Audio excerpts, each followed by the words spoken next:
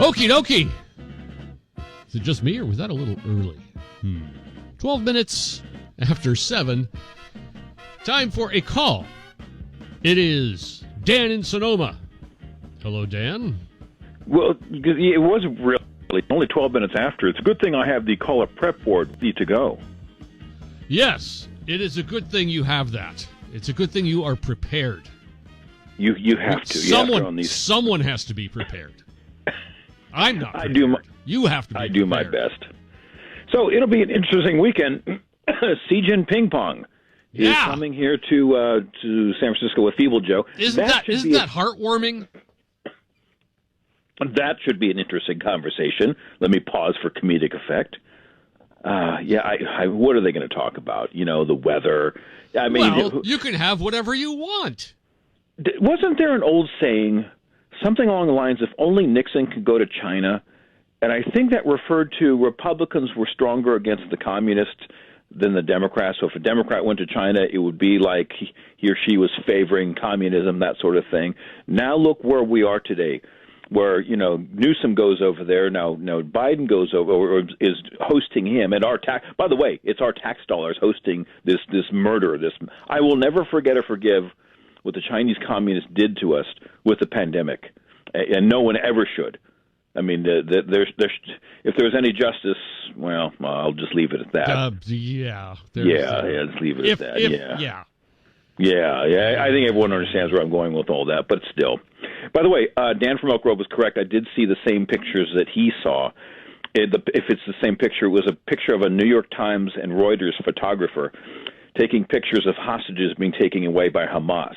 So they clearly were in on it. They had to have been informed to get behind the front lines and so forth.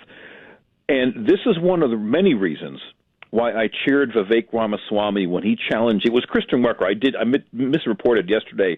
He wasn't challenging Lester Holt. He was challenging Christian Welker from Meet the Press.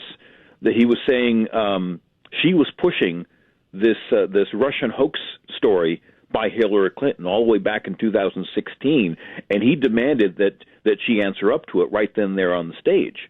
That's the kind of thing I want to see. The media never gets to be challenged by the audience. You can send them an email; they don't bother to listen. They used to care about it. Those days are long gone. Our only hope is Republicans taking every advantage possible to challenge them on every level, because they've been lying through their teeth about virtually everything. And I've said this for the longest time. If you bring down the left-wing hardcore propaganda media, the Democrat Party comes crashing down with it. Yeah, but how exactly are we going to make that happen? Well, we are sadly the only people that can possibly do this would be Republicans that are being interviewed or in front of a camera next to a reporter. So again, they're still treating the reporters as if they are, or the media as if that they are going to be fair and balanced. Those days are long, long gone. So you and I can't do it. I mean, this is all we have with this, little segments every morning. But I'm hoping for more of this with Ramaswamy, and it's a tough thing to say this early this morning, and also Ron DeSantis. DeSantis took a minor little jab at the media on Wednesday, but he needs.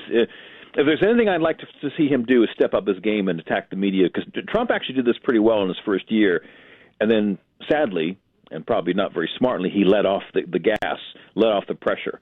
And as soon as he left the pressure of the media went back to their aggressive ways, and well, look at where we are today. Yeah, we have a bogus election, and we're right on the doorstep of another bogus election. Maybe. If we have an election, it'll probably be bogus. I haven't seen any real corrections by the Republican Party regarding the election fraud and so forth. Well, as long as you have people mailing out ballots everywhere, you're going to have cheating. That's the whole reason they're doing it. That's why we're mailing the ballots out, to make it easier to cheat. And Ronna McDaniel doubled down on that. The chairman of the Republican National Committee doubled down on this past week. Again, she should have been fired or removed some way, somehow. I mean, the next... She was defending the mail-in ballots? Is that what she... No, she encouraged it. The story, I think, I'll have to look it up. She wanted Republicans to embrace the element of mail-in ballots to get your vote in early.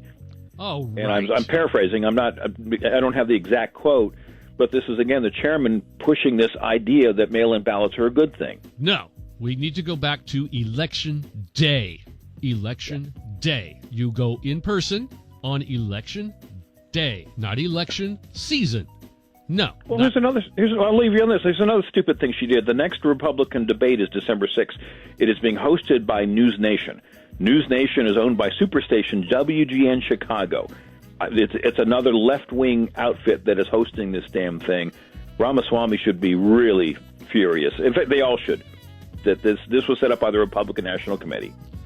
You know what? I think what we need to make things more interesting is to have a cage match with Nikki Haley and Ramaswamy. That's what we need for the next debate. I pay money for that. And I wish I could comment more, but we're out of time.